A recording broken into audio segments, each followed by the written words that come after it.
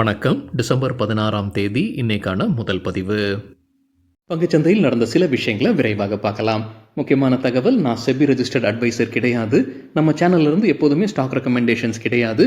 YouTube channel மட்டும் இல்லைங்க, மற்ற சோஷியல் மீடியா பிளாட்ஃபார்மான இன்ஸ்டாகிராம், வாட்ஸ்அப், டெலிகிராம்ல இருந்து கூட நாம ஸ்டாக் ரெக்கமெண்டேஷன்ஸ் வழங்குவதில்லை. மேலும் பணத்தை வாங்கிட்டு எந்த சேவையும் வழங்குவது இல்லை.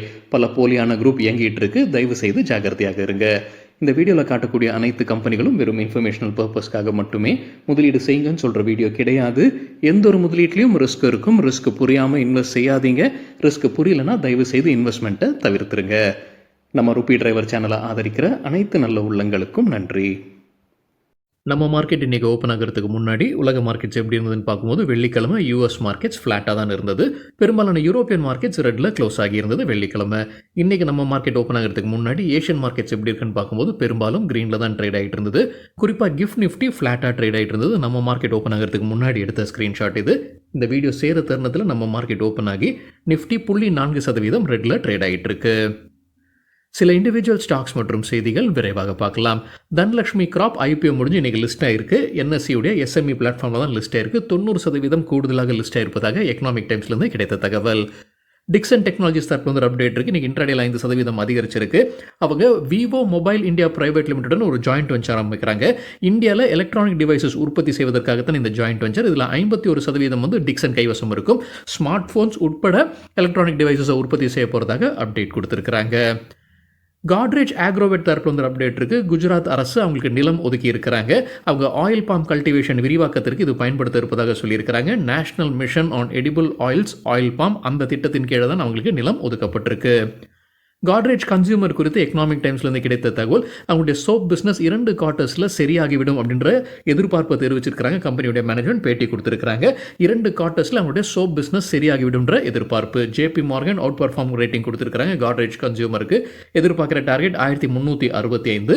முந்தின க்ளோஸில் இருந்து ஒப்பிட்டு பார்க்கும்போது 23% அதிகரிக்கின்ற வாய்ப்பு. 36 அனலிஸ்ட் காட்ரேஜ் கன்சியூமருக்கு ரேட்டிங் கொடுத்துருக்காங்க. அதில் 26 பேர் பை ரேட்டிங், 7 பேர் ஹோல்டு ரேட்டிங், 3 பேர் செல் ரேட்டிங் கொடுத்துருக்காங்க. பயோகான் நிறுவனம் தரப்பில் ஒரு அப்டேட் இருக்குது. கம்பெனியுடைய சப்சிடரி நிறுவனம் தான் பயோகான் பயாலஜிக்ஸ். அவங்களுடைய ஒரு மருந்துக்கு யூரோப்பியன் அத்தாரிட்டிஸ் ஒப்புதல் வழங்கி இருக்கிறாங்க.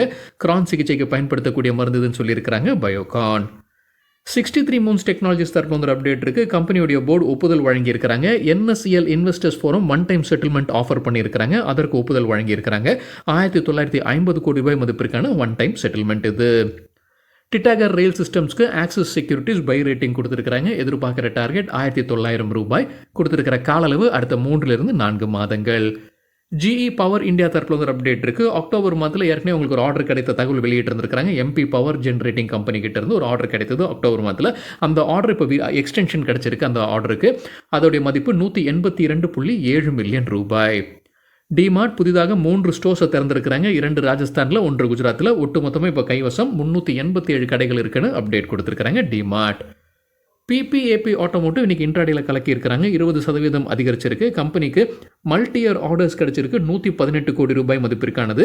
இதில் 50 கோடி ரூபாய் எலக்ட்ரிக் வெஹிக்கிள் சம்பந்தமான ஆர்டர்னு விளக்கம் கொடுத்துருக்காங்க பிபிஏபி ஆட்டோமோட்டிவ்.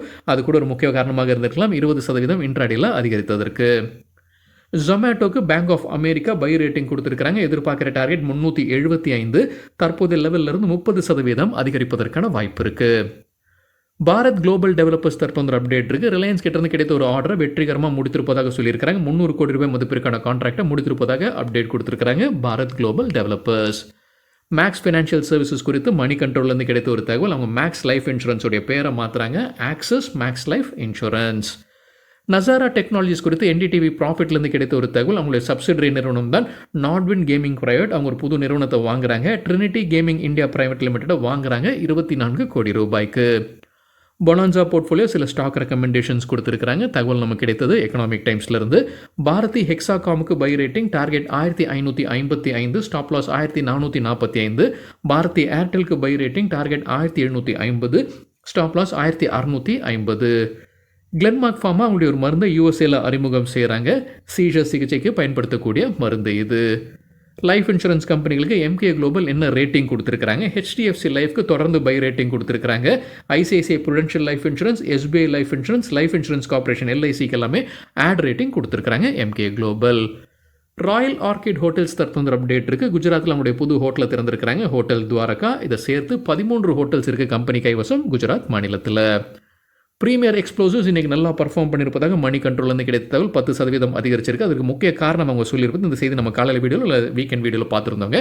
அவங்க ஒரு மெமரண்டம் ஆஃப் அண்டர்ஸ்டாண்டிங் கையெழுத்திட்டு இருக்காங்க. டிஃபென்ஸ் அண்ட் ஏரோஸ்பேஸஸ்க்காக ஒரு ஜாயிண்ட் வெஞ்சர் அமைக்கிறாங்க குளோபல் மியூனிட்டியான் கம்பெனியுடன். அது ஒரு முக்கிய காரணமாக சொல்லியிருக்கிறாங்க மணி கண்ட்ரோலில். ரிலையன்ஸ் குறித்து எக்கனாமிக் டைம்ஸ்லேருந்து கிடைத்த ஒரு தகவல். அவங்களுடைய மற்றொரு நிறுவனம் தான் ரிலையன்ஸ் பிராண்ட்ஸ். அவங்க இட்டாலியன் நிறுவனமான ரீப்ளே மற்றும் டச் நிறுவனமான ஜி ஸ்டார் ராவுடன் இருக்கக்கூடிய ஒப்பந்தத்தை அவங்க முடிவுக்கு கொண்டு வராங்க. அவங்களுடைய ப்ராடக்ட்ஸை இனி விற்பனை செய்ய போகிறதில்ல. 2017-18 தான் இந்த பார்ட்னர்ஷிப்பில் வராங்க. இப்போ அதை ரத்து செய்திருக்கிறாங்க. அந்த பார்ட்னர்ஷிப் வந்து வெளியேறாங்க ரிலையன்ஸ் பிராண்ட்ஸ்ன்ற அப்டேட் எக்கனாமிக் டைம்ஸில் கொடுத்துருக்காங்க. அரியன் கேபிட்டல் சில ஸ்டாக் ரெக்கமெண்டேஷன்ஸ் கொடுத்துருக்காங்க. பிஸ்னஸ் டுடேலேருந்து கிடைத்த தகவல். டிசிஎஸ்க்கு buy rating target 4674, 4780, stop loss 4370. ஐசிஐசிஐ பேங்க்குக்கு buy rating target 1420, 1460, stop loss 1305. Adani போர்ட்ஸ்க்கு buy rating target 1330, 1370, stop loss 1219.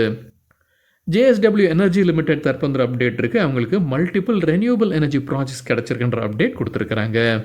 HG infra engineering குறித்து என்டிடிவி ப்ராஃபிட்லேருந்து கிடைத்த ஒரு தகவல். NHAI national highway authority of India கிட்டேருந்து கிடைத்த ஒரு ஆர்டர். தமிழ்நாடு ஆந்திர பிரதேஷ் பார்டரில் அதோடைய மதிப்பு 862 கோடி ரூபாய். 24 மாதத்தில் இந்த ப்ராஜெக்ட் முடிக்கப்படும்னு சொல்லியிருக்கிறாங்க அந்த என்டிடிவி ப்ராஃபிட் செய்தியில். ஐடி ஸ்டாக்ஸ்க்கு சிட்டி நிறுவனம் என்ன ரேட்டிங் டார்கெட் கொடுத்துருக்காங்க. ஹெச்சிஎல் டெக்னாலஜிஸ்க்கு தொடர்ந்து நியூட்ரல் ரேட்டிங் கொடுத்துருக்காங்க. எதிர்பார்க்குற டார்கெட் 1815. முந்தின க்ளோஸ்லேருந்து கீழே போகும்னு எதிர்பார்க்குறாங்க கிட்டத்தட்ட 8%. டெக் மஹிந்திராவுக்கு தொடர்ந்து செல் ரேட்டிங் கொடுத்துருக்காங்க. எதிர்பார்க்குற டார்கெட் 1475. முந்தின க்ளோஸ்லேருந்து 18% மேலும் கீழே போகும்ன்ற எதிர்பார்ப்பு. டாடா கன்சல்டன்சி சர்வீசஸ்க்கு செல் ரேட்டிங் டார்கெட் 3935 ரூபாய். முந்தின க்ளோஸ்லேருந்து 12% கீழே போகும்னு எதிர்பார்க்குறாங்க. எல்டிஐ மைண்ட்ரிக்கு தொடர்ந்து செல் ரேட்டிங் கொடுத்துருக்காங்க. எதிர்பார்க்குற டார்கெட் 5710. முந்தின க்ளோஸ்லேருந்து மேலும் 15% கீழே போகிறதுக்கான வாய்ப்பு இருக்குன்னு கருதுறாங்க சிட்டி. லோகேஷ் மிஷன்ஸ் இன்னைக்கு இன்ட்ராடேல 5% வீழ்ச்சியை பார்த்துருக்கு. ஹிந்து பத்திரிகையில் ஒரு செய்தி கொடுத்துருக்காங்க. மஹிந்திரா அண்ட் மஹிந்திரா அவங்களுடைய பார்ட்னர்ஷிப்பை ரத்து செய்திருக்கிறாங்க லோகேஷ் மிஷன்ஸுடன். என்ன காரணம் அந்த செய்தியில் சொல்லியிருக்காங்கன்னா, லோகேஷ் மிஷன்ஸ்க்கு வந்து யூஎஸ் சாங்ஷன்ஸ் விதிச்சிருக்காங்க. யூஎஸ்ஏல சாங்ஷன்ஸ் விதிக்கப்பட்ட அந்த பட்டியலில் லோகேஷ் மிஷன்ஸுடைய பேர் இடம் பிடிச்சிருக்கு. அதற்கு பிறகு இப்போ மஹிந்திரா அண்ட் மஹிந்திரா அவங்களுடைய பார்ட்னர்ஷிப்பை ரத்து செய்திருக்கிறாங்கன்னு ஹிந்து பத்திரிகையில் தகவல் கொடுத்துருக்காங்க. அது ஒரு முக்கிய காரணமாக இருந்திருக்கலாம். இன்னைக்கு லோகேஷ் மிஷன்ஸ் இன்ட்ராடேல 5% விழுந்ததற்கு. ஸ்பைஸ் ஜெட் குறித்து மணி கண்ட்ரோல்லேருந்து கிடைத்த தகவல். கம்பெனியுடைய தலைவர் பேட்டி கொடுத்துருக்காரு. அதுலேருந்து கிடைத்த ஒரு தகவல் என்னென்னா, லீசர்ஸ் மற்றும் வெண்டர்ஸ்க்கு கொடுக்க வேண்டிய ஒட்டுமொத்த தொகையில் 70% கிளைம்ஸை கம்பெனி இப்போ செட்டில்மெண்ட் பண்ணியிருப்பதாக கம்பெனியுடைய தலைவர் அஜய் சிங் பேட்டி கொடுத்துருக்கிறாரு. சரிங்க, இதுதான் சில விஷயங்கள் என்னுடைய பார்வைக்கு எட்டியது. நன்றி, வணக்கம்.